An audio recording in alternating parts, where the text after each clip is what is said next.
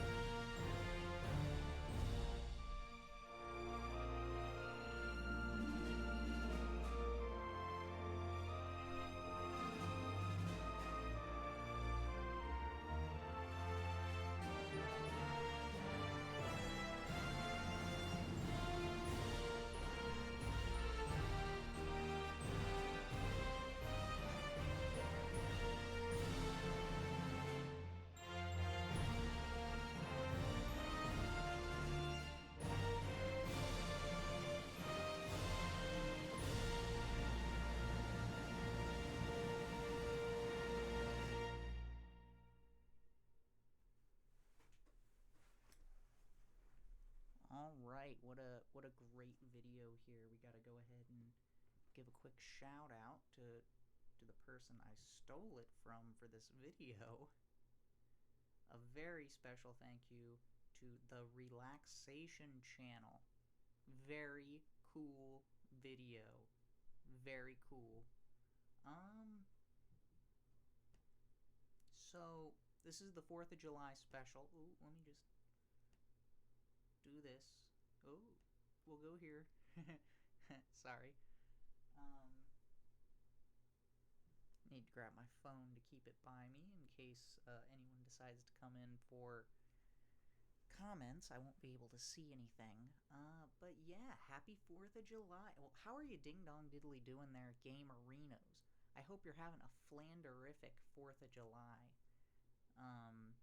Almost forgot about the intro because we had to do the national anthem. I hope you stood, by the way. I stood.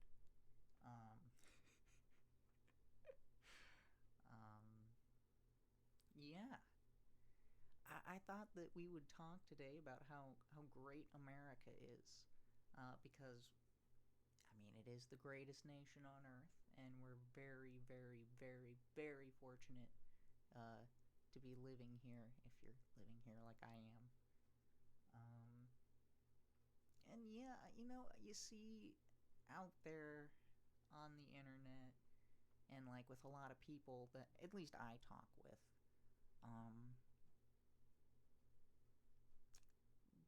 people seem to have this idea that America has only ever done bad things.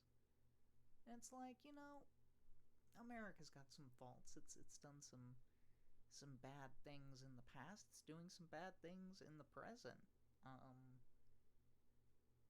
But we've done more good than bad. We've done way more good than bad. And I don't know. I feel like this whole America sucks mentality is it's done. It's finished. It's stupid. It's stupid. I mean, like I said, America's made some mistakes. It's done some things that aren't so great. But on the whole, we're the greatest nation. I love America, and I feel like we should all at least have an appreciation for it. Because there's a lot of places, there's a lot of people around the world that would literally, and I cannot stress this enough, would literally die to be here in the United States. It happens every day. I guess I want to talk about some of the things that make America so great. I see this other myth that there's no such thing as an American culture. It's wild. It's wild. We've got football, we've got baseball, we've got, like, American Pie and basketball and rock music and the blues, and we've got some of the greatest movies that have ever been made. The reason that people don't think that there's an American culture is because it's so fucking awesome that everyone wants it. That's the truth. You think about it, Terminator, it's an American movie. Indiana Jones, American. Star Wars, American. Marvel, American. DC, American. Lethal Weapon, American. Mad Max, Australian. Yeah. Okay, alright. Fair enough. Anyway. Yeah, and we just have so many different people here, and we have so many different perspectives on everything, and we're just this great melting pot. And I mean, that's I want to say that's why America is so divided. We have so many different viewpoints on everything. But we have this media and all of these big figureheads that want to keep us divided instead of trying to talk. Because the second that we Americans talk and we find out, hey, we might actually agree on some things, or hey, you're not as evil or as stupid or as cartoonish as I once thought. If we just came and talked together, because that's another great thing about America is when we do come together on something, it's fantastic. Look at the aftermath of 9/11 and the way that New York picked itself up and got back together. That was incredible. And it's so inspiring seeing all the pictures of everybody working together to help fix this horrible tragedy. I shouldn't say that it's a tragedy, because a tragedy is something I feel that can be avoided. That was just evil. I calls them as I sees them. That was evil.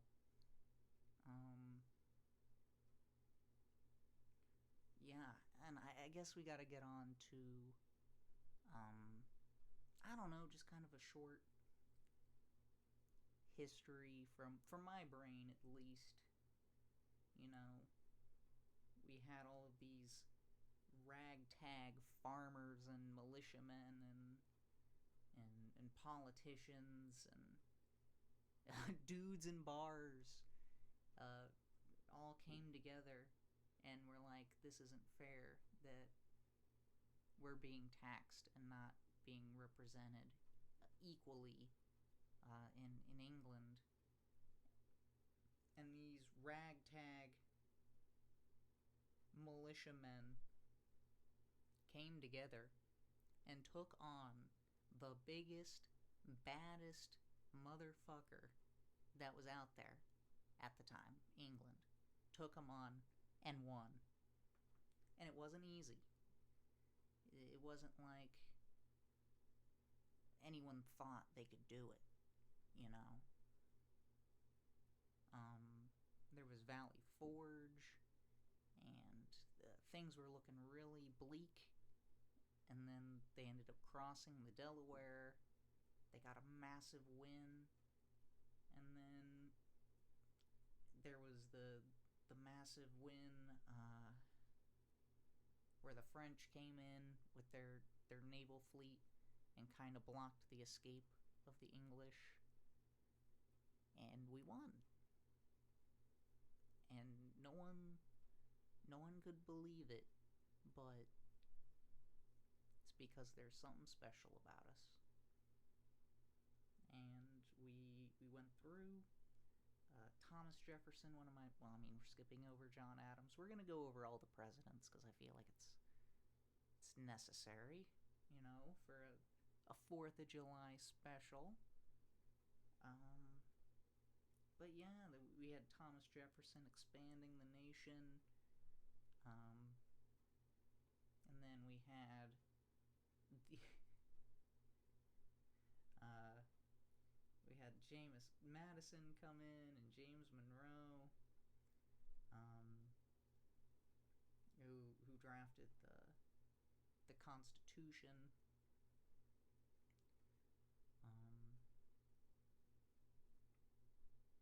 I believe it was Madison that did the Constitution.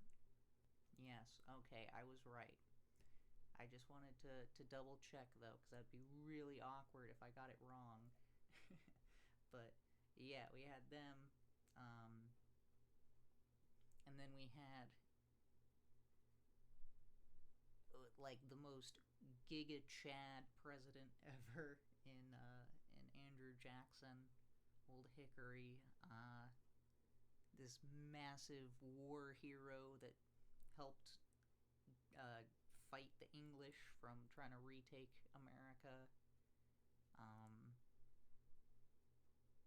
Yeah, it did kind of some bad things, but you gotta say he was for the American people. I mean, that's something. Even if it's not exactly great by today's standards.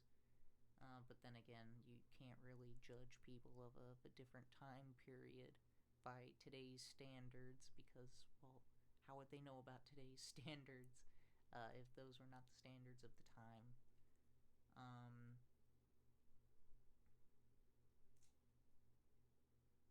Let's see, after Andrew Jackson, we had a little bit of a scuffle with Mexico.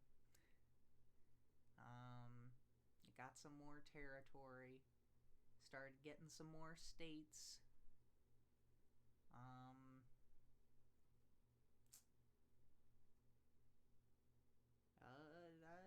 I guess a lot of time passes. We build some railroads. Then Lincoln becomes president. We have the whole Civil War, and Lincoln bravely kept the Union together at like one of the most critical points in American history. And then we had, you know, we had Ulysses S. Grant in, and a few of the other. This is probably gonna be another little gap in time for me. I don't remember. Well, there was a lot of Reconstruction, you know.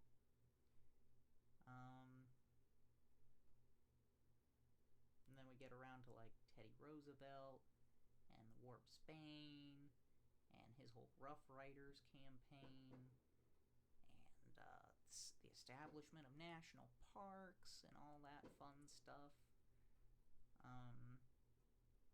Then of course we had World Wars I and II, where, and you know what? I'm calling this guy out on YouTube because I'm sick of people like this, and it's I was basically explaining what I was explaining to you earlier. Well, in a bit more detail. I was talking about how Europe would not be the same without America with World War I or II, because in World War I we provided critical supplies and joined the war effort when the Allies had run out of money. Therefore, Austria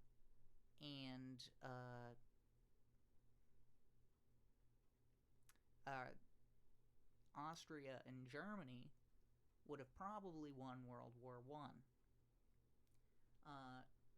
After World War I, of course, when America helped successfully win the war,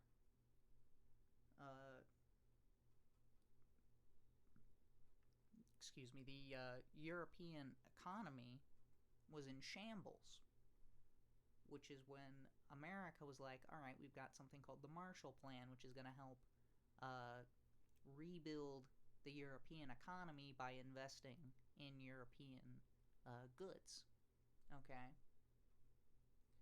So then, after that, that's also what I believe got us out of the Great Depression, which was happening would have been the 30s, because this would have been post World War One, but I believe pre World War Two, or maybe it was after World War Two. Regardless, regardless of when the Marshall Plan happened, we still stabilized the European economy. World War II, the Allies were losing. They were losing kind of bad, kind of real bad. France had fallen, like completely fallen, and was run by the Nazis. Until America came in on D-Day and liberated France, which was conceived. Well, here I'll continue reading this comment. John Doe says, "Y'all literally did jack shit in World War II, and you saving Europe with money is a joke. All of our money had value before we tied it to U.S. dollars and American economy and central banks."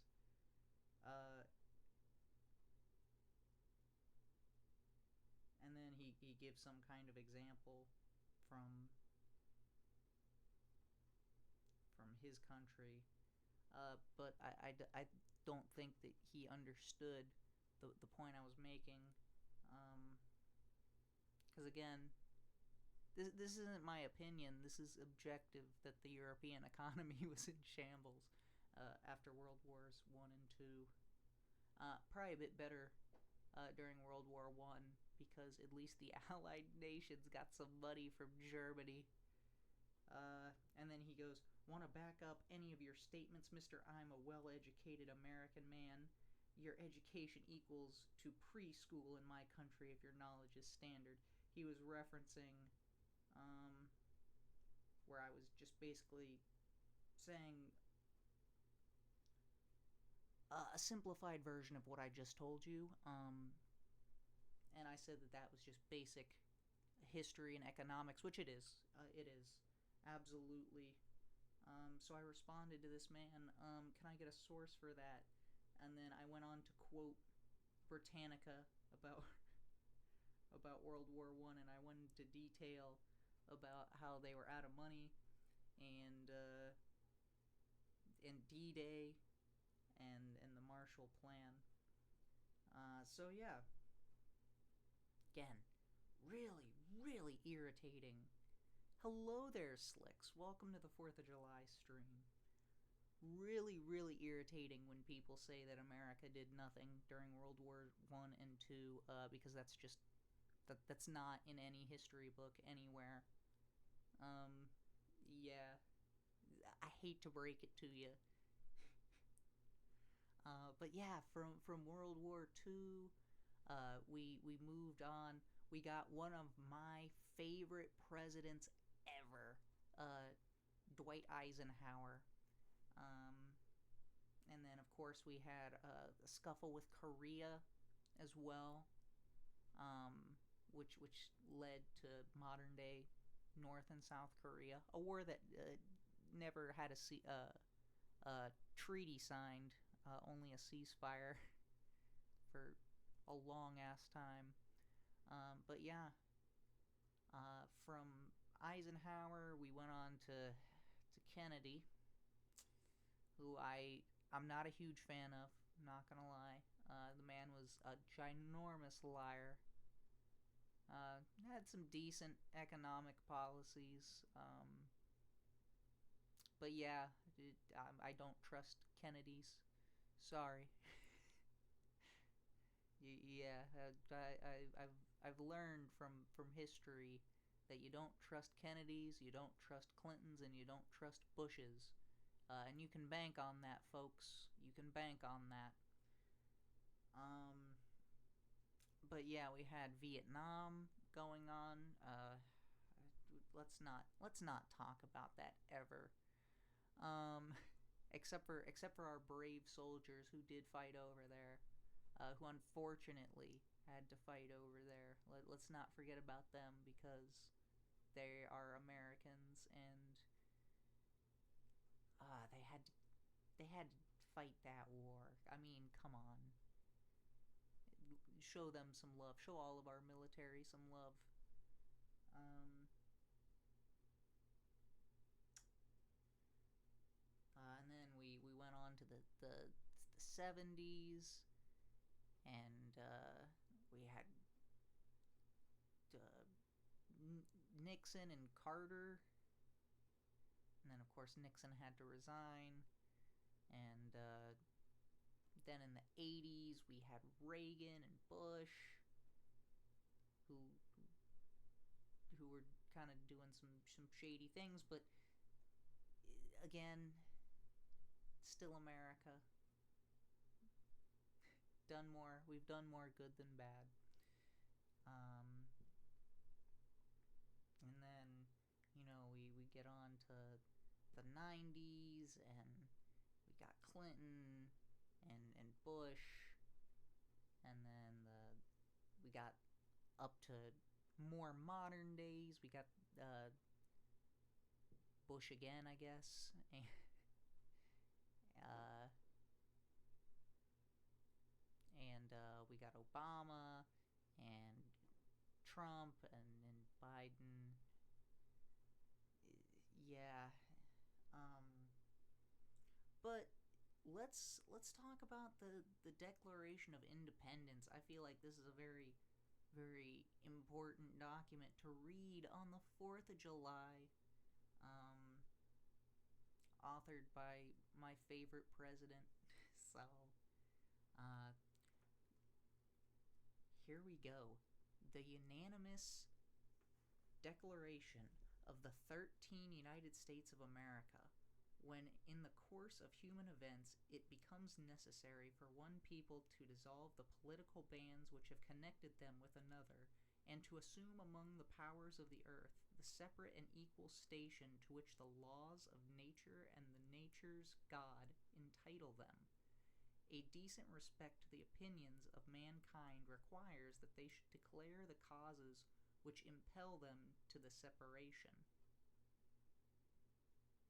We hold these truths to be self-evident, that all men are created equal, that they are endowed by their Creator with the certain unalienable rights, that among these are life, liberty, and the pursuit of happiness, that to secure these rights governments are instituted among men, deriving their just powers from the consent of the governed, that whenever any form of government becomes destructive of these ends, it is the right of the people to alter or to abolish it, and to institute new government, laying its foundation on such principles and organizing its powers in such form as to them shall seem most likely to affect their safety and happiness.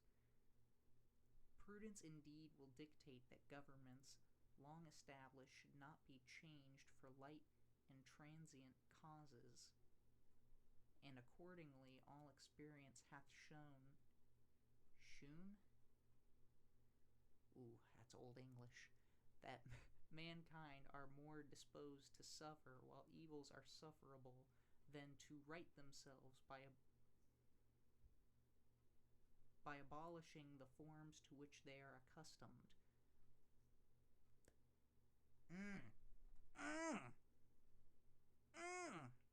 That's deep. It's deep, and it's still true today.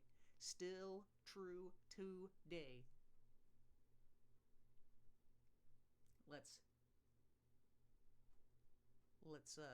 Let's read that real quickly again. Accordingly, all experience hath shown that mankind are more disposed to suffer while evils are sufferable than to right themselves by abolishing the forms to which they are accustomed. very true. But when a long train of abuses and usurpations, yeah, I think I said that right, pursuing invariably the same object evinces to design to reduce them under absolute despotism, it is their right, it is their duty to throw such government and to provide new guards for their future security. Such has been the patient sufferance of these colonies, and such is now the necessity which constrains them to alter their former systems of government. The history of the present King of Great Britain is a history of repeated injuries and usurpations, all having in direct object the establishment of an absolute tyranny over these states. To prove this, let facts be submitted to a candid world. I'm probably reading some of this wrong, and it feels bad, man. Feels bad. Because I haven't seen some of these words before, I guess I have, but it's just you don't use them every day, and you look at it, it's like, ah. Anyway, he has refused his assent to laws, the most wholesome and necessary for the public good. He has forbidden his governors to pass laws of immediate pressing importance unless suspended in their operation till his assent should be obtained, and when so suspended, he has utterly neglected to attend them. He has refused to pass other laws for the accommodation of larger districts of people unless those people would relinquish the right of representation in the legislature, a right inestimable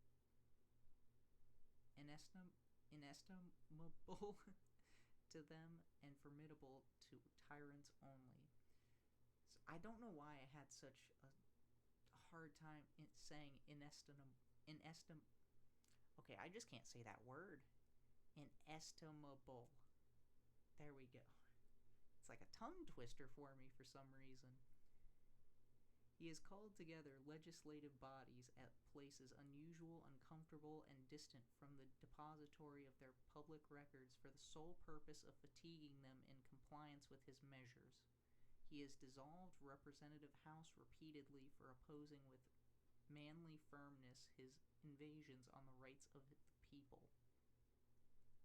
He has refused for a long time, after such dissolutions, to cause others to be elected, whereby the legislative powers, incapable of annihilation, have returned to the people at large for their exercise, the states remaining in the meantime exposed to all the dangers of invasion from without and convulsions within. He has endeavored to prevent the population of these states, for that purpose obstructing the laws for naturalization of foreigners, refusing to pass others to encourage their migrations hither, and raising the conditions of new appropriations of lands. He has obstructed the administration of justice by refusing his assent to laws for establishing judiciary powers. He has made judges dependent on his will alone for the tenure of their offices and the amount and payment of their salaries. He has erected a multitude of new offices and sent hither swarms of officers to harass our people and eat out their substance. Oh no. That just sounds weird in today's vernacular. We're moving on. He has kept among us in times of peace standing armies without the consent of our legislatures. He has affected to render the military independent of and superior to the civil power. He has combined with others to subject us to the jurisdiction foreign to our Constitution and unacknowledged by our laws, giving his assent to their acts of pretended legislation. for quartering large bodies of armed troops among us, for protecting them by a mock trial from punishment for any murders which they should commit on the inhabitants of these states, for cutting off our trade with all parts of the world, for imposing taxes on us without our consent, for depriving us in many cases of the benefits of trial by jury, for transporting us beyond seas to be tried for pretended offenses, for abolishing the free system of English laws in neighboring province, establishing therein an arbitrary government, and enlarging its boundaries so as to render it at once an example and fit instrument of introducing the same absolute rule into these colonies, for taking away charters, abolishing our most valuable laws, and altering fundamentally the forms of our governments, for suspending our own legislatures and declaring them invested with power to legislate for us in all cases whatsoever. Oh, there's still a lot to go. You know what, we're going to do this one and we're just going to skip the amendments. I thought this would be, like, quicker to read, but I guess not. He has abdicated government here by declaring us out of his protection and waging war against us. He has plundered our seas, ravaged our coasts, burnt our towns, and destroyed the lives of our people. He is at this time transporting large armies of foreign mercenaries to complete the works of death, desolation, and tyranny already begun with circumstances of cruelty and perfidy scarcely paralleled in the most barbarous ages, and totally unworthy the head of a civilized nation. He has constrained our fellow citizens, taken captive on the high seas to bear arms against their country, to become the executioners of their friends and brethren, or to fall themselves by their hands. He has excited domestic insurrections. He has excited domestic insurrections amongst us, and he has endeavored to bring on the inhabitants of our frontiers the merciless Indian savages, whose known rule of warfare is an undistinguished destruction of all ages, sexes, and conditions. In every stage of these oppressions we have petitioned for redress in the most humble terms. Our repeated petitions have been answered only by repeated injury. A prince whose character is thus marked by every act which may define a tyrant is unfit to be the ruler of a free people. Nor have we been wanting in attentions to our British brethren. We have warned them from time to time of attempts by their legislature to extend an unwarrantable jurisdiction over us. We have reminded them of the circumstances of our emigration and settlement here. We have appealed to their native justice and magnanimity, and we have conjured them by the ties of our common kindred to disavow those usurpations which would inevitably interrupt our connections and correspondence. They too have been deaf to the voice of justice and consanguinity. We must therefore acquiesce in the necessity which denounces our separation and holds them as we hold the rest of mankind, enemies in war, in peace friends.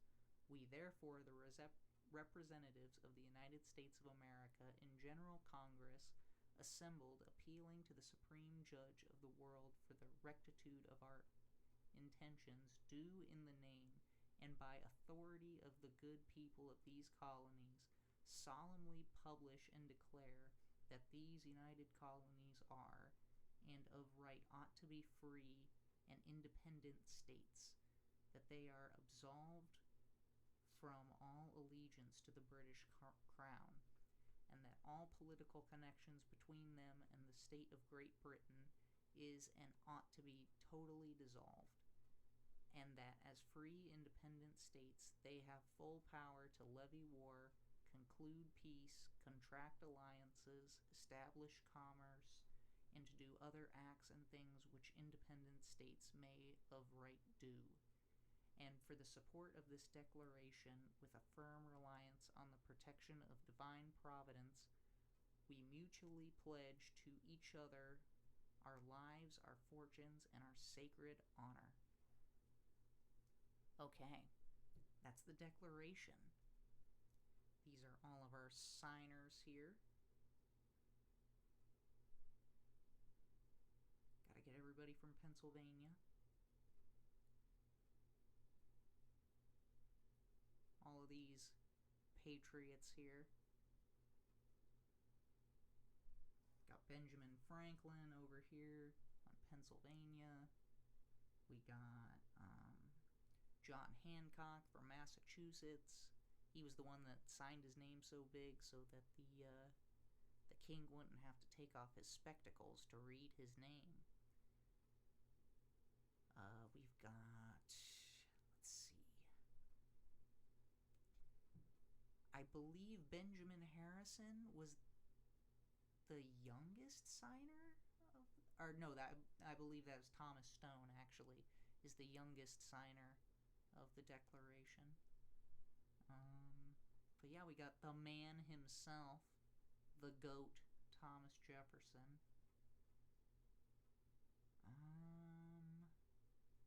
Got John and Sam Adams. Got John Penn. Yeah. Alright. We're gonna go through the U.S. presidents right now. We got George Washington, the main man. The guy who started the whole damn thing. Gotta love him. Great man. We got John Adams. You know, I'm gonna admit, I don't remember, I should say. I don't remember as much about John Adams as I would like to. I know that he was a very, very well-educated man. I believe I've actually been to his house before. Yeah, it's amazing. Well, I mean, for the time, you know, it's pretty amazing. I believe John Adams' wife was the one that saved the portrait of George Washington. We got Thomas Jefferson, my favorite. Again, he wrote the Declaration of Independence. He, fucking, tripled the size of America or something like that. GOAT. GOAT.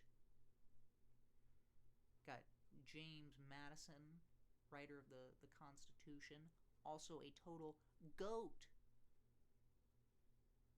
We got James Monroe, who I want to say might be... No, I think that's James Madison, who's also the shortest president. I feel like I used to know something really interesting about James Monroe, but I can't remember it. Anyway, we got John Quincy Adams. From what I remember, this guy is a GOAT. He's the son of John Adams. I guess you could say this is the first political family. But yeah, we got Giga Chad Andrew Jackson here, who beat the hell out of the English. Got Martin Van Buren. Don't remember a whole lot about him. William Henry Harrison. Yeah, he didn't make it too long. I believe he was called Tippecanoe. I believe that was a... Was that him?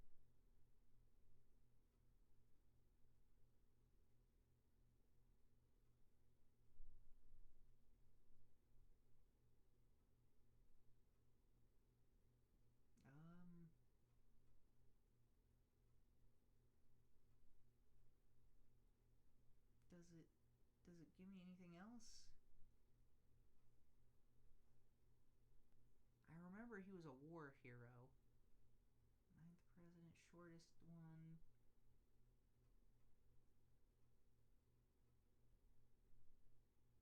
See what Britannica says. Ooh. Oh. Here we go. Well, we actually get more on this.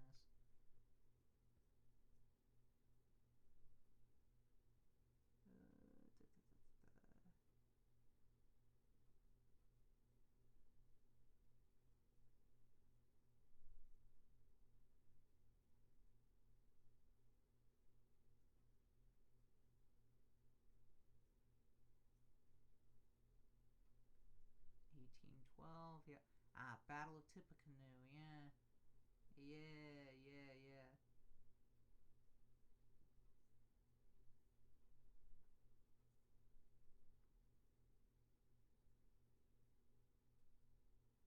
Yeah, that was yet again. Oh, Dwight, we'll get on to you in a sec. Constitution amendments, we may get to that later. I don't know. James K. Polk, can't say I remember a lot about him. Zachary Tyler and Millard Fillmore, Franklin Pierce. Which one of these started the fight? I think it might have been Polk. Is he the one that started the fight with Mexico?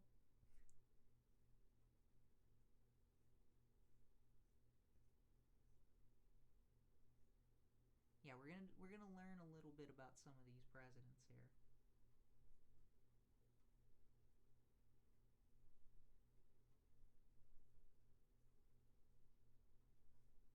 During his campaign. Yep. Yeah, he was the dude that started the fight with Texas. Or, not Texas, Mexico. Zachary Tyler, Millard Fillmore, Franklin Pierce, James Buchanan, Abraham Lincoln. I think we've heard of this guy before. I'm actually not going to say a whole lot about Abraham Lincoln because we'll be getting on to him later. We got Andrew Johnson. He was a pretty scandalous president from what I remember. I believe he was the first president to be impeached. We got Ulysses S. Grant.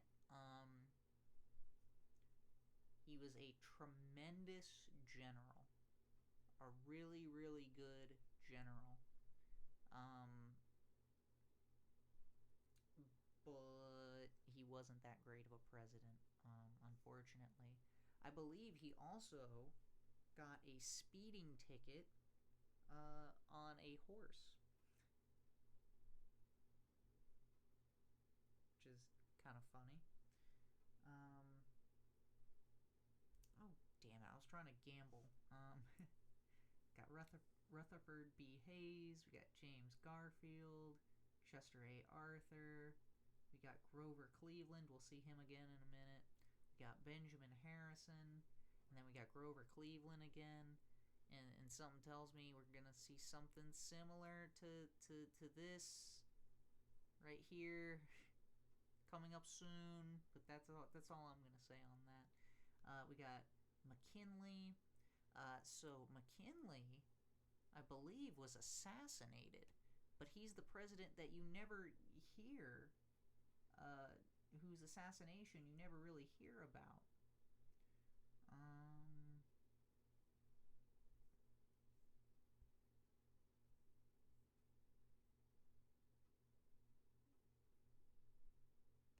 Yeah, can I see the full page? The White House. Ooh. .gov real quick.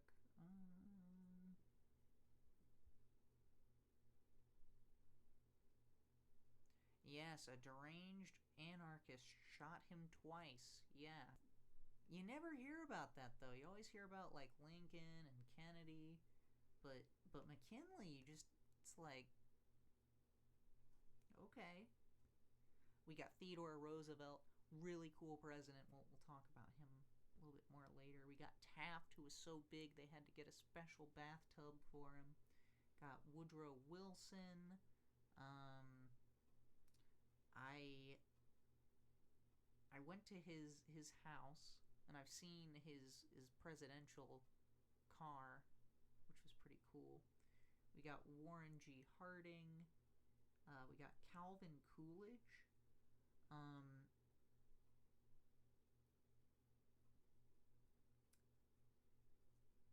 Oh no, it's Harding I want to talk about. So I think this is the guy.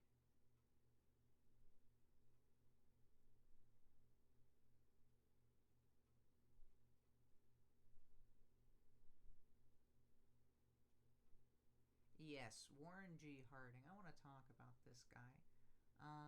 I've been to. I know I keep saying I've been to this guy's house, but I've been to Calvin Coolidge's house. I'm sorry. I don't know why I keep doing that. It was Warren G. Harding. Yeah, so it was Warren G. Harding's house. At least I swear this is the guy. I don't remember, but I swear this was him, who he was just like an incredibly smart guy. Like he always was striving to learn more. Like he would learn like 5 new words every day or something, which I thought was kind of cool. But he was kind of in at a bad time, because of like the Great Depression. So it's not entirely his fault.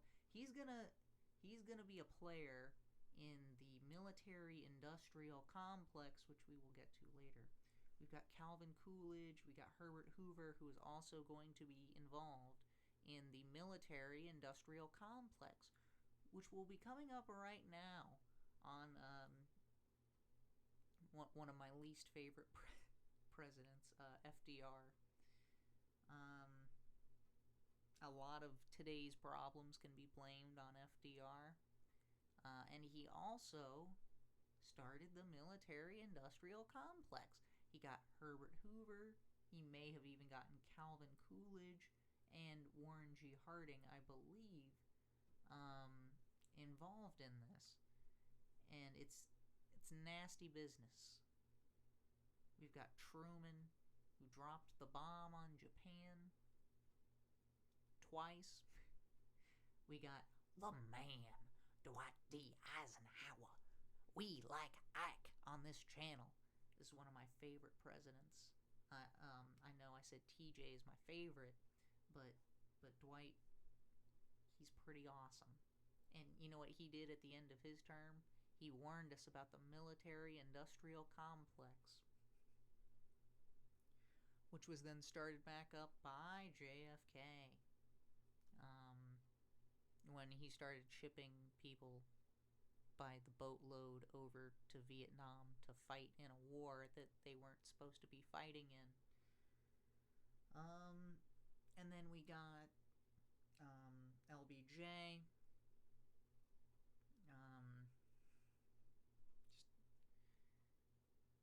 Just Operation Rolling Thunder.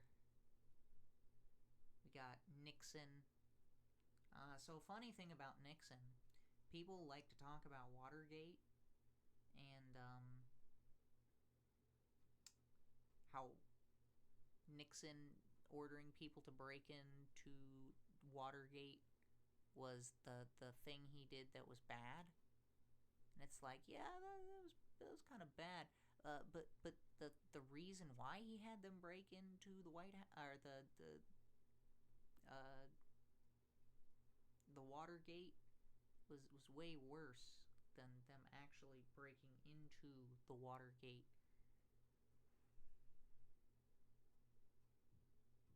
Shame on you, Slicks.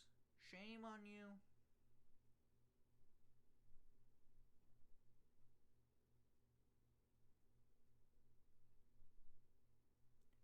Shame on you, Slicks, for not being there to do your moderatorly duties. But yeah, the reason he had them break into the Watergate was because he had been in contacts with the president of South Vietnam, and he told them to not sign a peace treaty with the people of North Vietnam and Hanoi, because he was going to become president and get them a better deal, which is highly illegal, and prolonged a literal war. But that was the reason that they thought that there was proof of that in the Watergate, which there wasn't even. Which is why Nixon was just like, okay, I'm done, and just kind of quietly faded away. Was because they didn't catch what he really did. And then we got Ford. We got Jimmy Carter. Nothing to talk about there. We got Ronald Reagan. So, I mean, the man could run an economy, but he was doing some shady stuff with Iran-Contra and just stuff in the Banana Republic. Same with George Bush, you know. It's almost like, wow, that's crazy that the guy who was formerly the vice president would continue on with the same stuff. We got Bill Clinton up next, and we all know what happened with Bill Clinton, all right. See, he ended up leaving a mess on the dress, and it was a mess, I'll tell you. And then we have George Bush.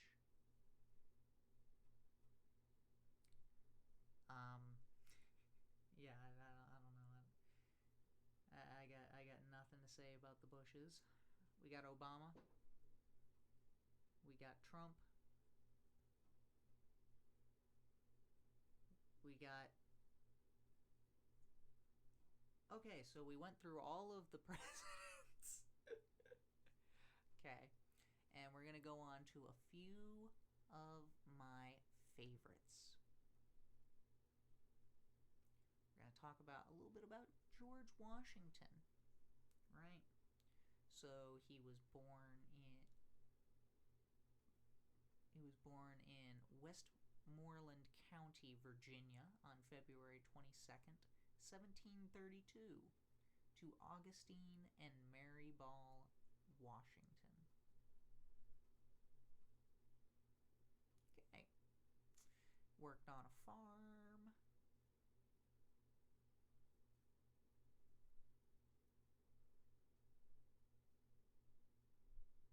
Okay, so I guess he didn't have any fancy education, I guess you could say.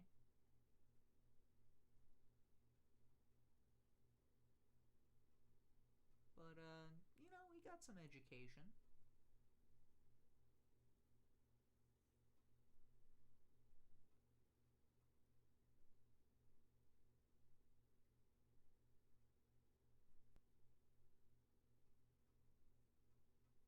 Okay, so he was a surveyor. My grandpa actually was a surveyor too. It's kind of cool.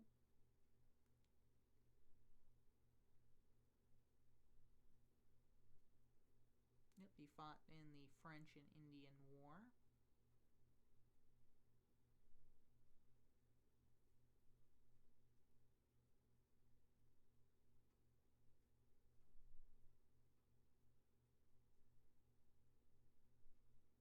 Oh, this seems interesting. In the fall of 1753, Dinwiddie, that's a great name, sent 21-year-old Major Washington to deliver a message to the French demanding they leave the area.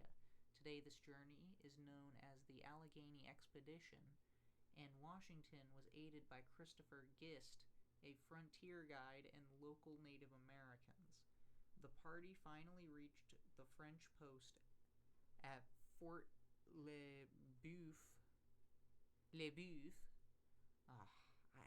French is hard. On the evening of December 11th, escorted by Seneca chief Tanacherison. I'm sorry if I pronounced that wrong. I feel like I'm getting all the other Native American names right, though. 2 Iroquois chiefs and 1 of the Delaware Nation.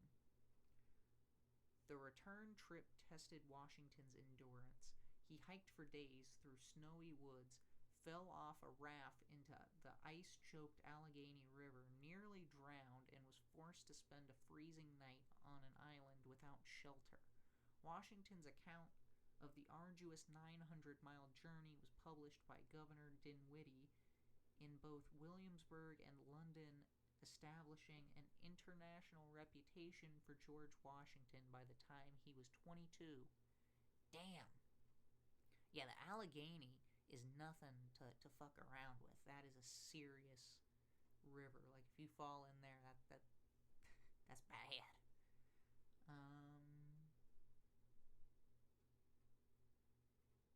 Skirmish with some French soldiers. He's getting all that military experience to be the badass general that we need in the upcoming war.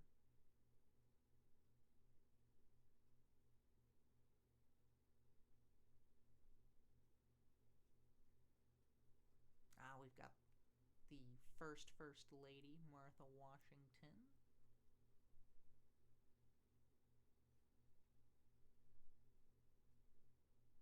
Then, of course, the Revolutionary War. Pretty huge. And then, of course, he was unanimously voted the first president by Congress, and he agreed that he did not want to be a king and said, I'll stay on for, a term. And he also warned us of the dangers of political parties and how we should not be caught up in a two-party system, something very, very prescient today. Next, we're going to go on to the GOAT. The GOAT, Thomas Jefferson. My man. He was born April 13th, 1743, in Albemarle County, Virginia.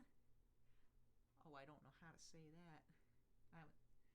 Or maybe I do, but I've just never seen it spelled out before. To Jane and Peter Jefferson. Let's see here.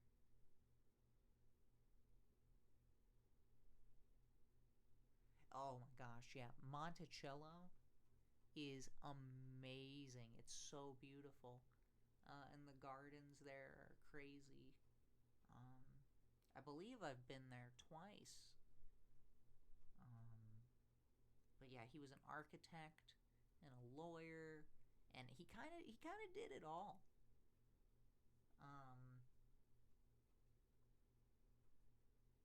And I mean, he had the banger of a line, "We hold these truths to be self-evident, that all men are created equal, that they are endowed by their Creator with a certain unalienable rights, that among these are life, liberty, and the pursuit of happiness." Damn! It's a banger of a line. Oh yeah. We gotta talk about how Jefferson loved all the Enlightenment writers like John Locke, Montesquieu.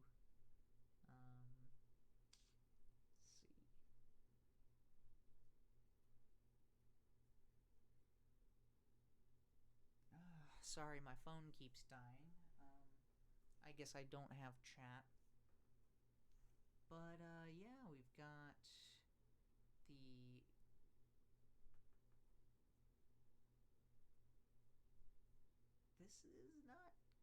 giving me quite all the... Wow, the one on Washington was way better.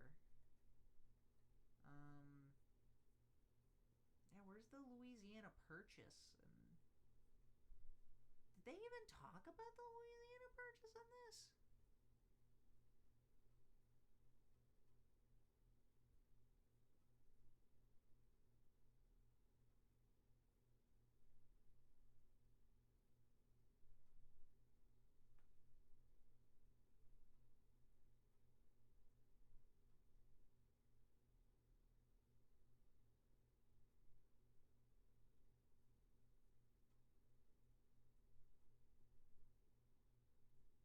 What the fuck? How the hell... Alright, well, I can tell you we're not going to be using this site here. It mentions the Louisiana Purchase once. Biography.com.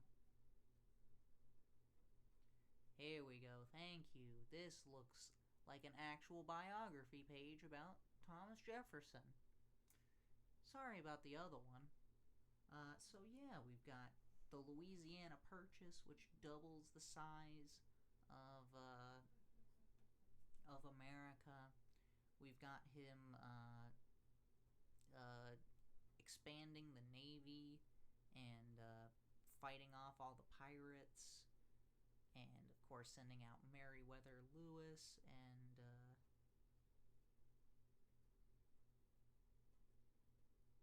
oh, I forget Clark's name. Sorry. Yeah, let's get some quick facts here. Martha Jefferson is his wife. Ah, here we go. Here we go. We got some education. Alright, so he went to a private school, he went to college. I believe he also helped to found a college as well. Oh, yeah, there's Monticello. Yeah. Like, I mean, I know that's a drawing, but that's, like, pretty much how I remember it, but in color. Like, real. It's gorgeous. Absolutely gorgeous. I believe Thomas Jefferson was also a fan of being friends with the French. You know, as they helped us,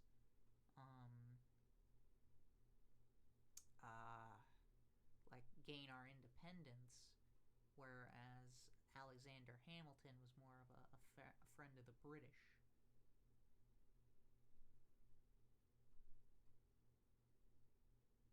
Yeah, it was a big plantation.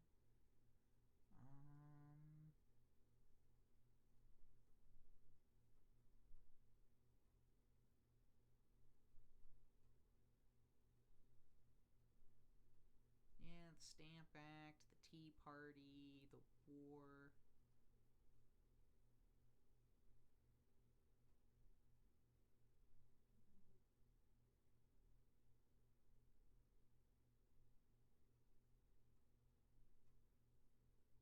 Yeah, we already talked about how he made the Declaration of Independence. Ah, yeah, he was a Virginia governor as well.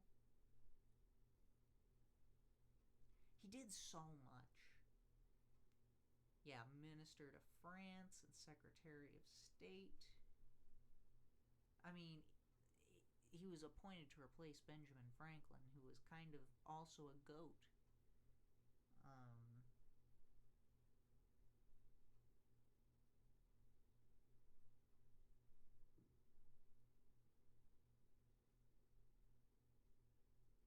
Ah, yeah, that's why James Monroe is in my head. He was a friend of Jefferson.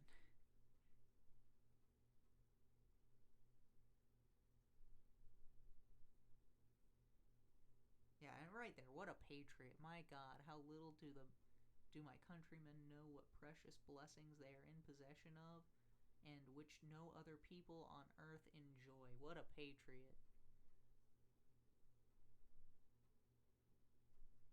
And then there's this rivalry with Hamilton, who was a Federalist. And yeah, that's another reason I really like Thomas Jefferson. He was not a Federalist.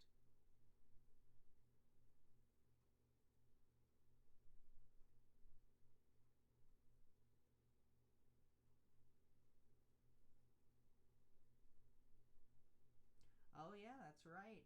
In the old days, the loser of the presidential election would be the vice president. So Thomas Jefferson was the vice president. And there's the Louisiana Purchase and the Lewis and Clark expedition, the pirates that we talked about earlier.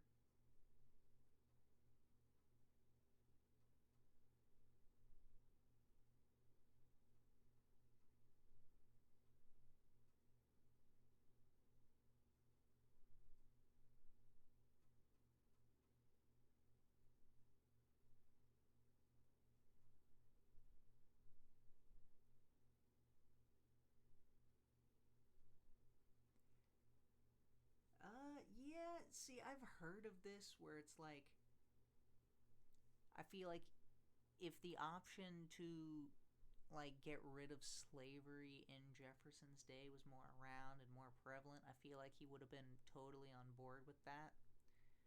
Um,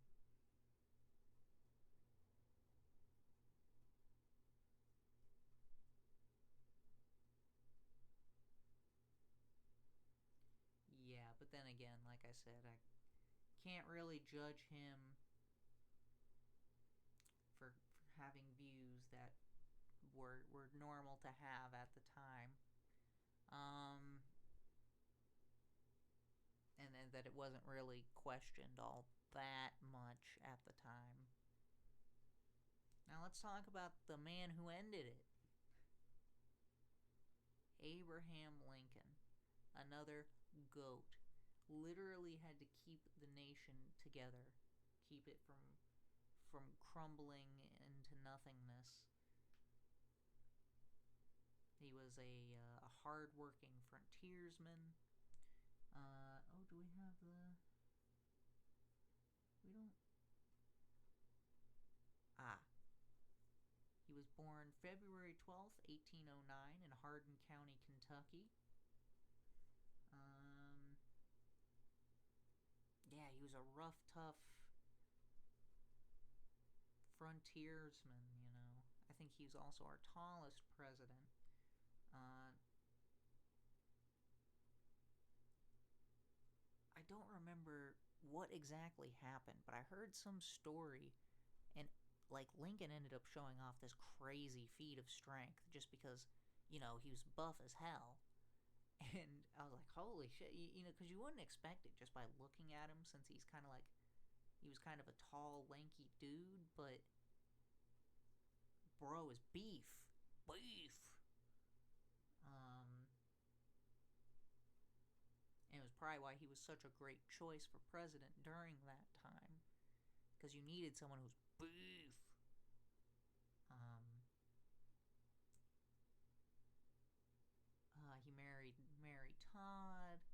He, of course, had the Emancipation Proclamation, kept the nation together, and let's see. Of course, there was the Gettysburg Address, which is pretty legendary. Um, wow, these White House ones are kind of stinky. They don't have a whole lot of information. I thought this would have been a good site to use. That's why I kind of stuck with it. And then, of course, he was ultimately assassinated by John Wilkes Booth.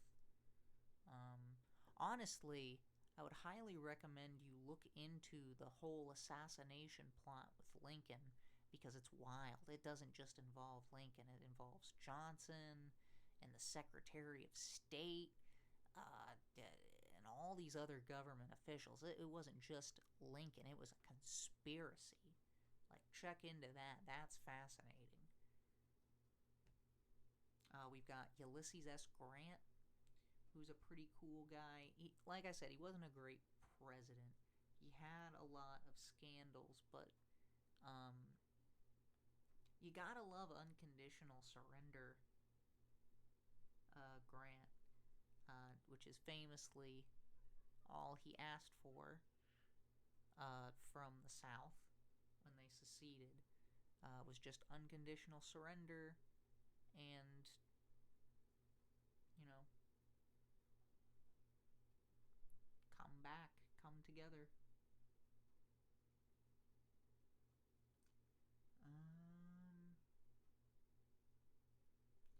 Yeah, we're kind of running low on time, and he didn't have such a great presidency. So we're gonna move on to another one of my favorite presidents, Theodore Roosevelt. Also one of the goats. This man created the national parks. He was a rough rider. He kind of did it all.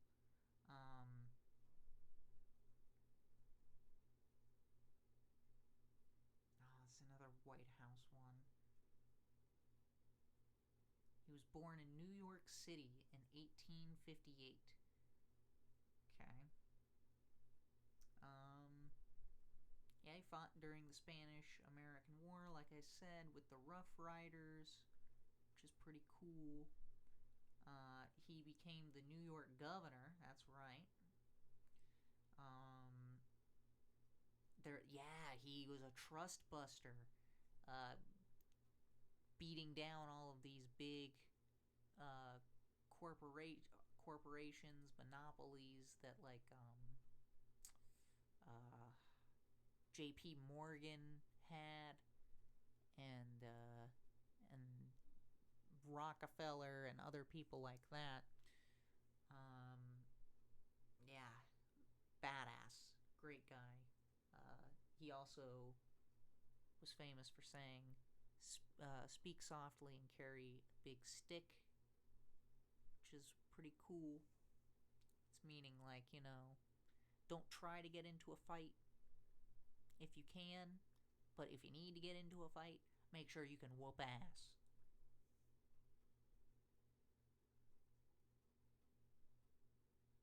Right there. Speak softly and carry a big stick. Yeah, the Panama Canal. That's right. He oversaw the construction of that. He also received a Nobel Peace Prize and a Medal of Honor, I believe.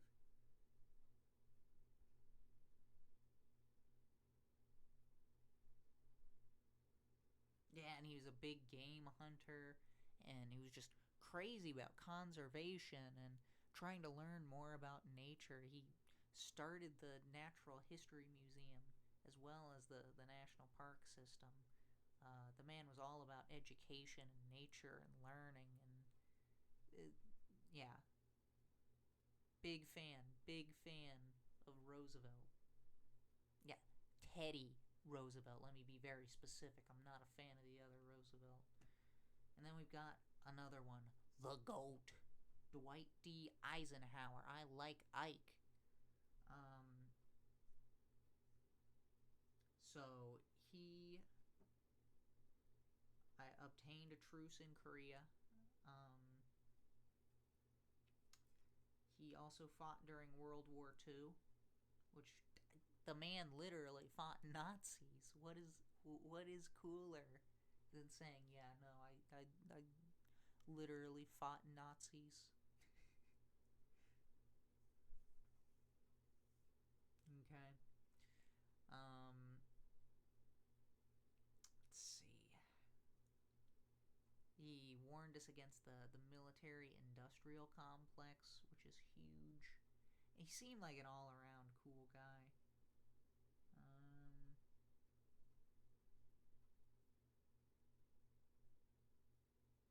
Yeah, he was involved in D-Day, which is pretty cool.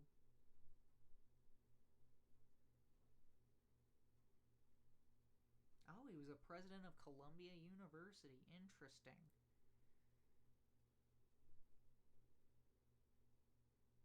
Commanded NATO forces.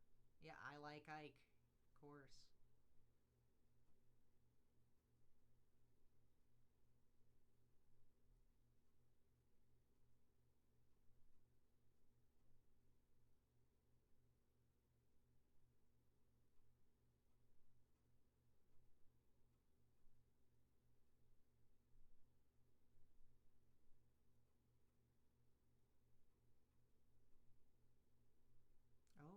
heart attack. I didn't know about that. See, now again, this is another reason that I like Ike. Um, um, I just remembered this when. So. Okay. Everyone remembers when, a few years ago when everyone stormed the Capitol, and started causing all that ruckus over there. Um, it wasn't the first time that had happened. That happened a long time ago. I believe FDR might have been the president, or maybe it was Harding. I don't remember who was president. Regardless, all these World War I veterans had occupied the Capitol building because they weren't getting the money they were promised. So Ike and General MacArthur were each sent in with a squad of troops to disband them. And MacArthur was ready to go out and just slap them around, basically. But Ike was like, no, these are heroes. These are people that haven't been treated fairly by the government that they fought for. And we have to treat them with respect.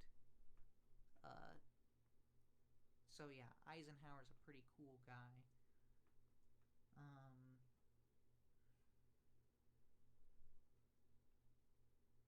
Yep, yeah, he also sent troops in to Little Rock, Arkansas, for desegregation of schools, which is pretty cool. There's that very iconic picture of the little black girl walking into school, with all of the people expressing so much hate around her, and then there's the armed guards. Yeah, Ike helped make that normal. Helped make desegregation normal, I should say. That's what I meant to say. There must be no second-class citizens in this country. It's an amazing sentiment that I wish more politicians would have in today's world.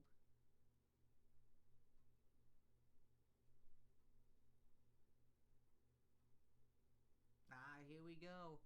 The dangers of the military-industrial complex. But yeah, I think we're gonna end stream here for today. Yeah, I hope that you enjoyed the 4th of July special. I hope you love America, because I sure do. I'm a big fan of America. And honestly, the world does better when America is doing good. But yeah, thank you so much for watching, everybody. A couple of other things I want to say is thank you to all of our troops, past and present, who defend our freedom, so that we get to live in this great country. So thank you to those people.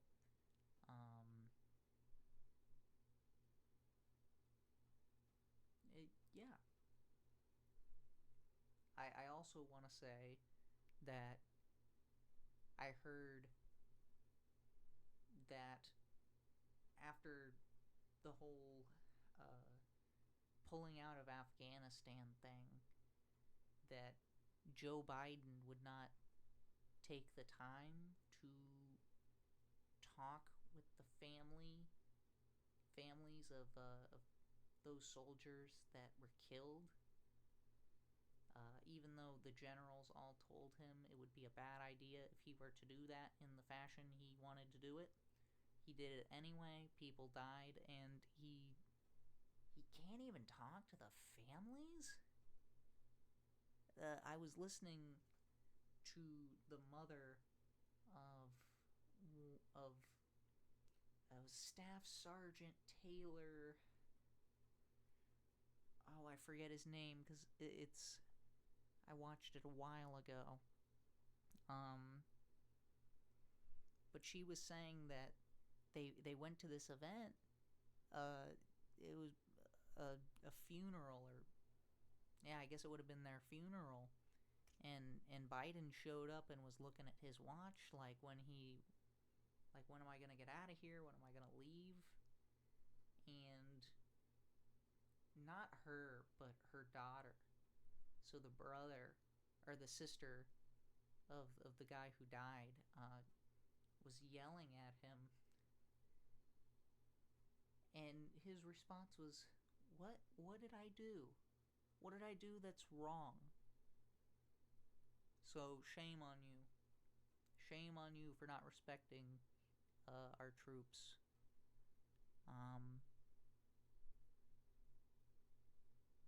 Yeah, that's simple as that. So yeah, I guess God bless America. Thank you all for watching. Thank you to Slicks. Thank you to anyone else who may have tuned in and didn't chat with me. I really appreciate it. Thank you to the YouTube crowd who's gonna like and subscribe. God damn it. And I will see you all in the next one. USA.